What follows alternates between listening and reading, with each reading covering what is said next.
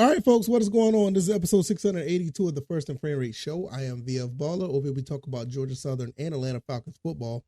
And we got a two for today. We're going to talk about Georgia Southern and Atlanta Falcons. Georgia Southern is back to work as they head up to James Madison to play James Madison, the Dukes. This is going to be another big game, just like it was last season.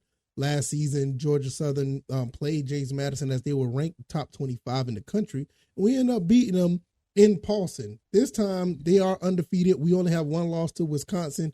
We're going to go up there, and I'm pretty sure those guys are going to be looking for revenge, as we're going to continue to show that we are one of the strongholds in the Sun Belt. So that's going to be a very good game. I can't wait to look into that. Also, big news today, Van Jefferson of the Rams has been traded to the Falcons. He was a Ram, very productive receiver for the Rams.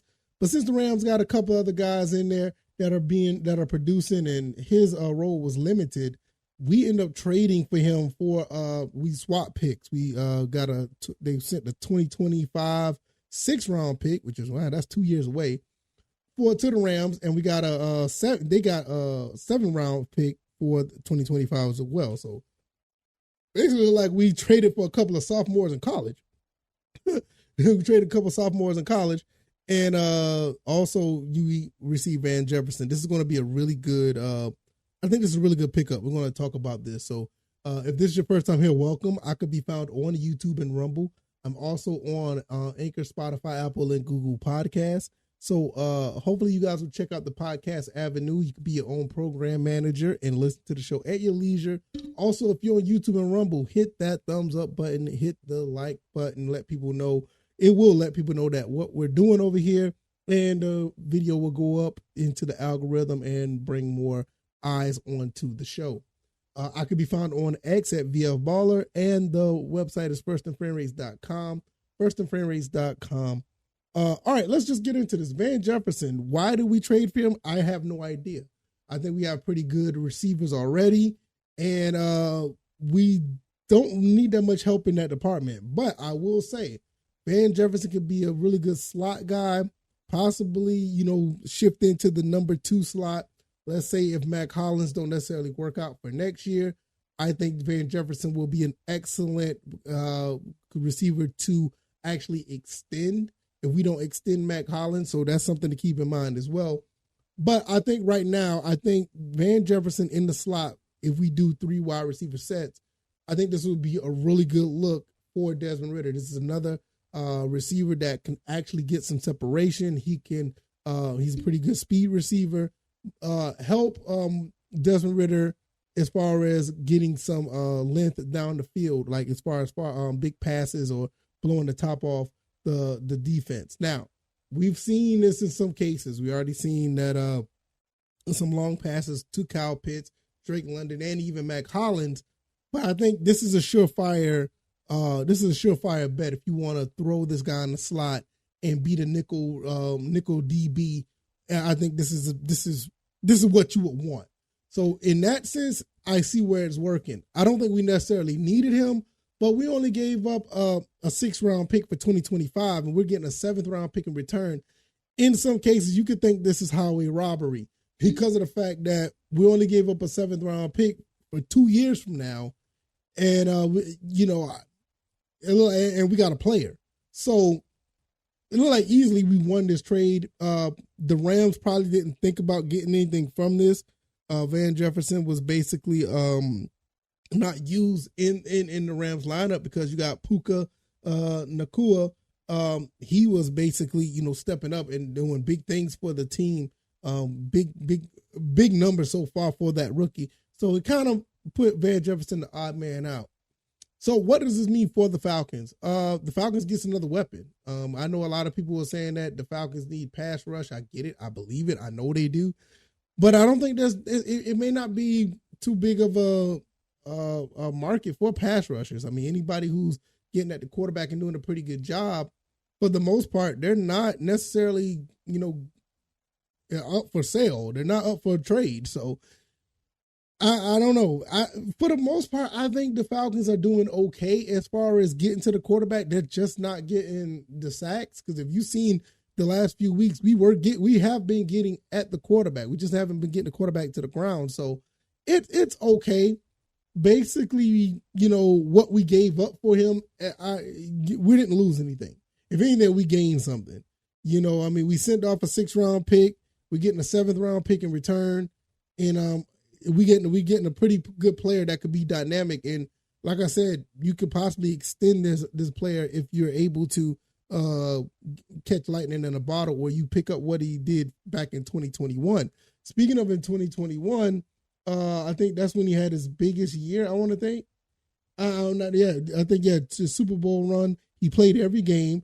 He had 89 targets. He had 50 catches for 802 yards and 6 touchdowns. And like I said, he was pretty dynamic throughout that entire Super Bowl run with him, Odell, and Cooper Kupp. I mean, you want to have that dynamic with the 3 receivers. So you got Hollins, London, and now you got Jefferson. It's just going to make things easier for Desmond Ridder. And you would want that out of Desmond Ridder. You want him to continue to build and try to be a guy that can actually make some things happen. And you just add another receiver there. It does help. I mean, I don't think where this trade necessarily hurts in the long run. I just don't see it. So, like I said, with Mac Hollins having a 1-year deal, and you have Jefferson, these guys are probably going to be, competing for an extension. And I think Jefferson's 27. I want to see what Mac Hollins. How old is Mac Hollins? Oh, he's 30.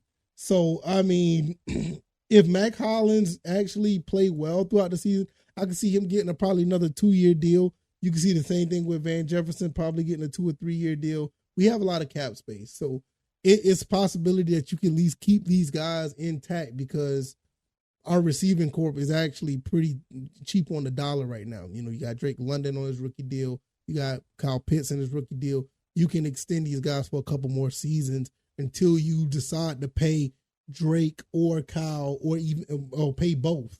You just have to figure out how you're going to do that. That's where Terry Fontenot, gets in the mix. So we'll see. These 4 guys, Pitts, London, Jefferson, and Hollins. I mean, it's not a bad look. So we'll see how it plays out.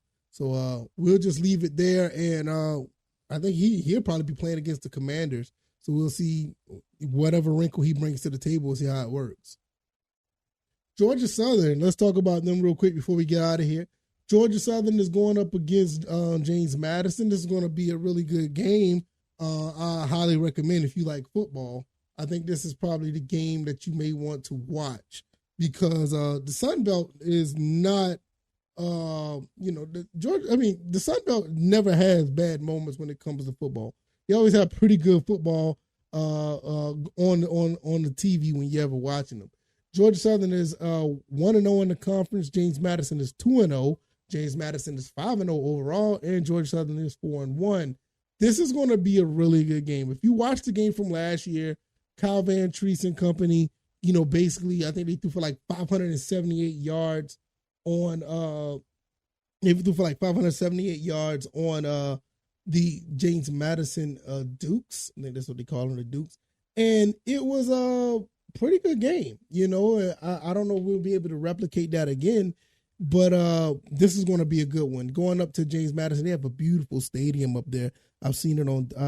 I see how the beautiful, how the stadium is set up. I would love to go there and see a game sometime, in the future, because it just looks phenomenal from what I've seen on the computer. It looks very enticing to go. And we're looking at what these guys have it on the screen right here. Very similar. Davis Brent has a little bit more interceptions than McLeod due to the Wisconsin game. I mean, he threw 5 in that game, but I don't expect that to ever happen again. But Davis Brent has more receiving yards. The rushing yards are very similar when it comes to Arnold and Black as far as the leaders, and Caleb Hood and Brown for James Madison are the leading receivers. So they have James Madison with a slight edge to win this game. I can understand why. If we were at home, the slight edge would flip easily, I believe. And I'm just looking at what they have on this as far as the stats. James Madison, let me tell you something. This is what I didn't notice, and this is not necessarily a pregame, because I feel like Georgia Southern can make some things happen. But is this some type of typo? But James Madison only gives up 38 yards a game as far as rushing. If that's right, wow, that's extremely well. It says 38.6. I want to say it's 138.6, but I could be wrong. It could be 38.6. But nevertheless, they give up a lot of yards passing. So this is where Georgia Southern could shine. I mean, this could be a situation where, similar to last year, they gave up almost 600 yards passing. And with that being said, Georgia Southern is right where it needs to be. Defensively, Georgia Southern is very good on defense as well, where we bend but definitely don't break. And I think that could be the difference. If we start this game, we can get in a shootout. James Madison, I don't believe they'll be able to keep up and catch up. I know they had a pretty good shootout game against against Utah State, which they went there and beat them. And they had a pretty good game against the Virginia, but that was Virginia. They're clearly on the downslide. But with us, I don't think anybody wants to be in a shootout with us, because with us we put up points, and it's very hard to keep up, especially with the defense that we have. Our defense is much improved from last year, which is showing up as a difference from this year. It's a big difference. So I feel like at the end of the day, Georgia Southern's going back to work, going up against James Madison. I think that they want to be able to make something happen. And this game, I'm not going to say is more winnable than last year, but I will say that Georgia Southern has their chances based on how many yards James Madison has given up through the air. They're giving up over 300 yards passing. And even though they are stopping the run, the run is not necessarily Georgia Southern forte anymore with the air raid offense. So, I mean, we throw for over 330 yards a game. They give up 311. So this could be somewhat of it could be a repeat of last year. But I got to see if our defense can hold James Madison as well. If they can hold them, this could be a really lopsided game, but we'll see. I'm going to keep more of that, into later on this week when we actually talk about a pregame, because it's a lot here to dissect, and I want to look at some more James Madison stuff before I get into it. But as far as I know, man, this is going to be it looks like it's going to be a pretty good game. If you like this commentary, hit the like button, share this podcast, subscribe to the channel if you haven't already. Georgia Southern's back to work. What do you guys think? You think they can go up there and beat James Madison? So far, so good. I see what they got in store for themselves. It's not going to be an easy task, but based on what I see with the passing yards that James Madison give up, it's very easy. I ain't going to say it's very easy, but you can see it happening. And what about the Van Jefferson move coming to Atlanta? What do you think about that? Doesn't really move the needle. It just helps Desmond Ridder for another target, but we'll see how it goes. All right, I'm going to get up out of here. I could be found on YouTube and Rumble, also Anchor, Spotify, Apple, Google Podcasts. And I am on Twitter or X at VFBaller, and the podcast website is firstandframeraise.com. All right, y'all. I'll see y'all on the next one. All right, y'all. Y'all take it easy, and y'all be blessed. Peace.